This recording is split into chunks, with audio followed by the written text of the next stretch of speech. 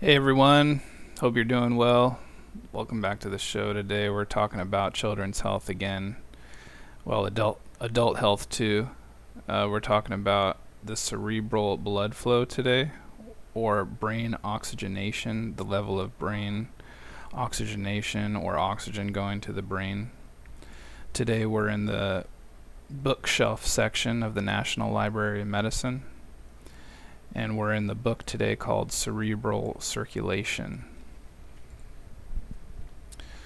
So it says here, Chapter 5, the brain uses 20% of available oxygen for normal function, making tight regulation of blood flow and oxygen delivery critical for survival. In a normal physiological state, total blood flow to the brain is remarkably constant. That's a big part of what we're talking about today.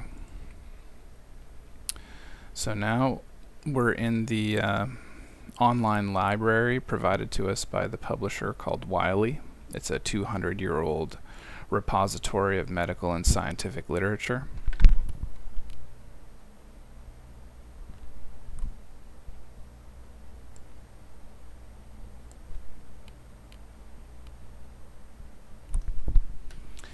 And the title of this one is The Effect of Daily Caffeine Use on Cerebral Blood Flow.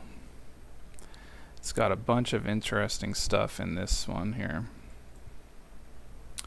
Let's start out with it's used as a neurostimulant,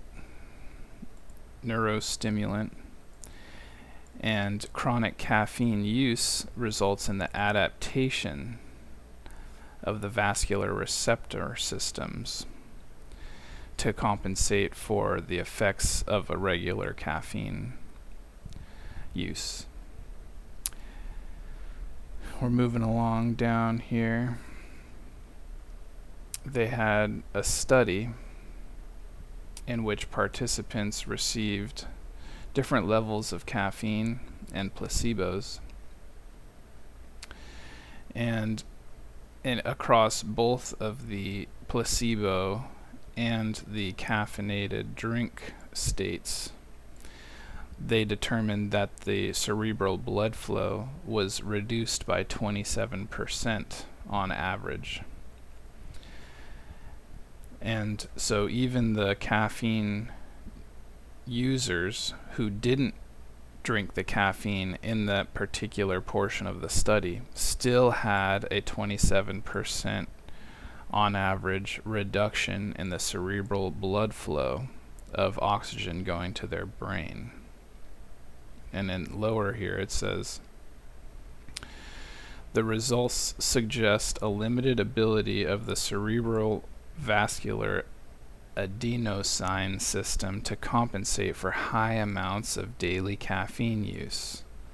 So the brain cannot accommodate regular use of caffeine, in other words, because the cerebral blood flow is consistently around 30% less oxygen going to the brain than someone who does not use caffeinated products. So now we're at the American Academy of Child and Adolescent Psychiatry, Caffeine in Children. I just highlighted a couple of points here. Most children and adolescents drink or eat some form of caffeine every day. Sources of caffeine include sodas, coffee, tea, energy drinks, chocolate, and other flavored ice creams, yogurts, candies, beverages including water, juices, snack foods, some of these plastic bottled waters and juices you can get in the schools, lip balms, skincare products, and even some over-the-counter medications like cough syrup. So it says here that caffeine overdose symptoms can include high blood pressure, racing heart rhythm problems, disorientation. Check out the article. Now we're looking at a little list of popular children's drinks that have caffeine. Mountain Dew, Coca-Cola, Diet Coke, Pepsi, 7-Up, Red Bull, iced tea, dark chocolate, milk chocolate, chocolate milks, beverages. Let's see. Yeah, kidshealth.org.